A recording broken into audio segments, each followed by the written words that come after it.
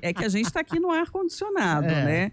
Mas a gente já sente um desconforto, né? Até por isso, sai do local refrigerado, sai para fora, né, do estúdio ou da redação aqui, tá o calor danado. Quem tá na rua tá sentindo não só a temperatura que tá ali registrada no termômetro, né, mas a sensação muito maior, né? E principalmente para quem fica exposto ao sol, né, pode ter alguns sintomas de mal-estar, fraqueza, náusea ou até desmaio. Então, o estado de São Paulo entrando nessa primeira onda de calor, a gente precisa estar preparado para lidar também, né? Com as temperaturas com 5, 7 graus acima da média e se estendendo, né, por mais de uma semana. E a gente convidou a cardiologista a doutora Elaine Coutinho exatamente para nos ajudar a entender um pouquinho, né, por que existe esse desequilíbrio no nosso organismo. Bom dia, doutora. Bom dia, muito obrigada pelo convite. Meu nome é Elaine Coutinho, sou cardiologista da PUC Campinas. É um prazer estar aqui com vocês. Obrigado. Elaine, é natural a gente considerar, né, que é algo atípico e por isso a gente vai ter mesmo alguma sensação diferente com essa onda de calor, ou a gente precisa realmente ter cuidados? Então, eu acho interessante a gente, em primeiro lugar, definir assim, que o nosso organismo, ele é feito para ter, né, uma temperatura basal. Então, nossa temperatura basal é de 35,5 até 36,5, no máximo 37. E quando a gente fica exposto, né, a essas ondas de calor, o nosso organismo ele tem que se adaptar, né, a essa exposição tão importante. E como é que ele, então, usa a mão de algumas estratégias para se defender? Ele começa a ter eliminação de suor, né? E junto com o suor a gente tem a eliminação de sais minerais e pela pele. E a gente também tem como defesa dilatar os vasos da pele para eliminar esse calor.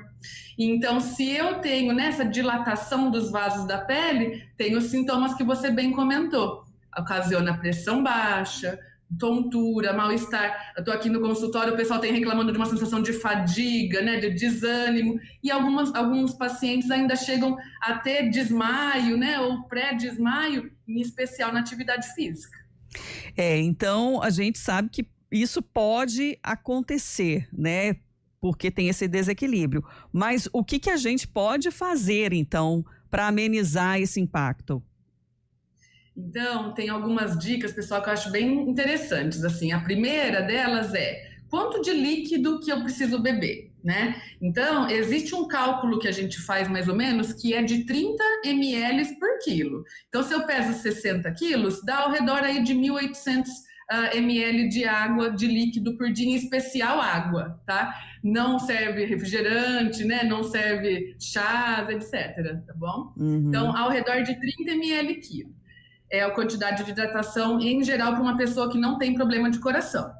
Em segundo lugar, pessoal, não se esqueçam, idosos e crianças não pedem água, tá? Então deixa a garrafinha perto deles, porque eles têm a sensação, né, de sede diferente da nossa. Então deixa uma garrafinha de água próximo de um idoso, de uma criança. É por isso que eles são mais vulneráveis, então, quando tem essa onda de calor?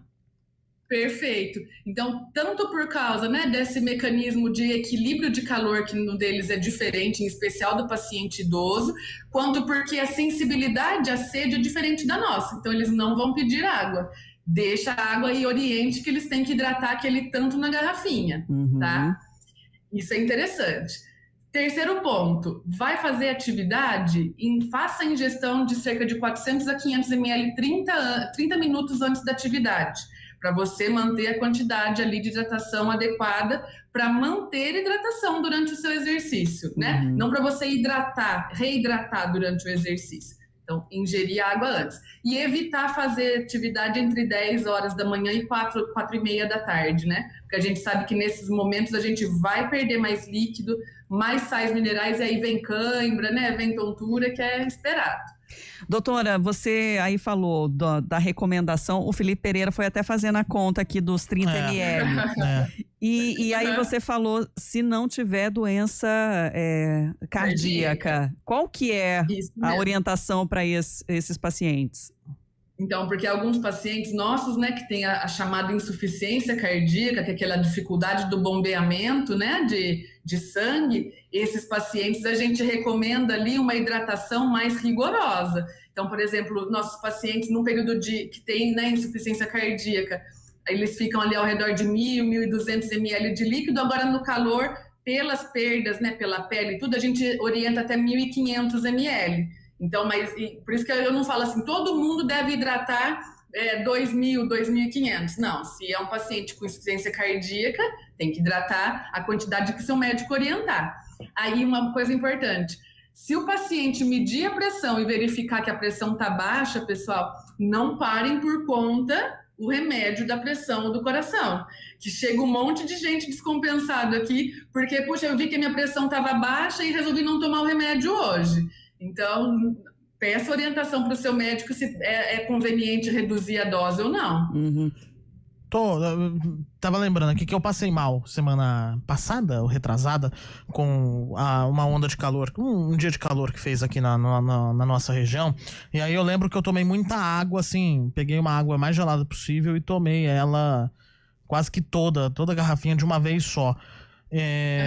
E também peguei um refrigerante para ver se dava uma levantada. Qual que é a orientação quando a gente tá na rua e eventualmente percebe que começa a passar mal, começa ali a perceber alguma coisa estranha? Isso, então a recomendação a gente espera que a pessoa tenha se alimentado, né, que o problema não seja alimentação, que seja só questão de hidratação mesmo e a dilatação dos vasos, como a gente disse. Então, comecei a sentir, né, tontura, fraqueza, vou passar mal. A recomendação é sentar-se, se vê que vai passar mal, se estiver num lugar, né, conveniente, deitar com a perna para cima. Quando a gente faz esse movimento, o sangue que está ali nos membros inferiores, nas pernas, eles retornam para o coração e ajudam o coração a manter a pressão boa. Então, se for um lugar possível, deita, coloca a perna para cima e vai hidratando conforme for, de preferência, né, se tiver algum isotônico, uma água de coco, alguma coisa, melhor ainda, porque como eu disse, não é só a questão da água, mas os sais minerais que a gente perde pela pele também. Uhum. Agora, além dessa identificação, quando é que é preciso até procurar uma orientação mesmo profissional para tentar identificar outras possíveis causas para os sintomas que são parecidos aí para esse momento de calor? Isso, então é super interessante essa pergunta. Aquele sintoma, né, de desmaio que aconteceu sem o aviso, né, ou então assim, a gente fala daquele paciente que simplesmente acordou no chão, isso não é do calor, pessoal, essa síncope que não vem relacionada com sintomas antes, normalmente é síncope de origem ou neurológica ou cardiológica, tá? Então um desmaio sem explicação, tá? Associação à dor no peito ou associação à batedeira, né? O coração acelerado, isso não é comum, isso tem outros sintomas que não apenas o calor. Uhum, então aí vale analisar que não é algo só do momento ou se ele persiste também. Perfeito, se isso vem acontecendo, né, com mais frequência, então, por exemplo, hoje eu acordei, me hidratei direitinho, né, tô com uma vestimenta adequada e passei mal, venho com dor, com batedeira, essa sensação de pressão baixa, de desânimo, de moleza, pode ser que não seja só do calor, que tenha que ajustar medicamento ou que tenha algum exame que tenha que ser ajustado. E o cuidado maior com as crianças e idosos, né, como a senhora alertou mais cedo. E aí o ouvinte fala aqui, né, assim, sobre a ingestão de muito líquido. Ele falou: o problema é quando tá na rua, porque você ingere muito líquido, mais vontade de urinar e nem sempre tem um acesso fácil. Perfeito. Aí não tem muito, né, o que a gente possa, mas é importante manter hidratado. É melhor a gente procurar um lugar para urinar do que passar mal, né? Com certeza. E até para ajudar no funcionamento dos próprios rins também, né? Perfeito, perfeito. O que a gente vê muito agora no calor é o aumento da incidência de pedra nos rins, né? Que a gente desidrata, né? Aumenta a quantidade ali de cálcio na urina e as pedras. Doutora, tem como a gente saber que a gente está desidratado sem necessariamente passar mal para descobrir isso? Então, pelo exame físico, a gente tem algumas formas da gente ver isso, que é principalmente pela hidratação da mucosa, tá? Então, a língua é uma das melhores maneiras da gente avaliar nosso estado de hidratação. Aqui no consultório, a gente consegue ver pelo estado da pele, pela rugosidade da pele e pelos olhos, pela hidratação dos olhos. A gente, né, enquanto não médico, né, como é que eu vou saber que eu estou hidratado ou não? Observe a quantidade de urina que você está apresentando durante o dia, né? Uma coisa interessante, se isso é um bebezinho, veja se um bebezinho, né, uma criança, se ela está ingerindo líquido e se ela está urinando ali 1, 2 horas depois. Pessoal, uma pessoa que não hidrata, que não urina num período de 4 a 6 horas, isso é sinal de desidratação. Precisa aumentar a ingesta. Todo cuidado, então, não só nesse momento, mas na rotina aí do dia a dia. Doutora Elaine Coutinho, muito obrigada pela atenção e por trazer também essas orientações para os nossos ouvintes. Pessoal, fico à disposição caso vocês tenham alguma dúvida e muito obrigada mais uma vez pelo convite. Um abraço. Se cuidem. Tchau, tchau. Tchau. 10h21.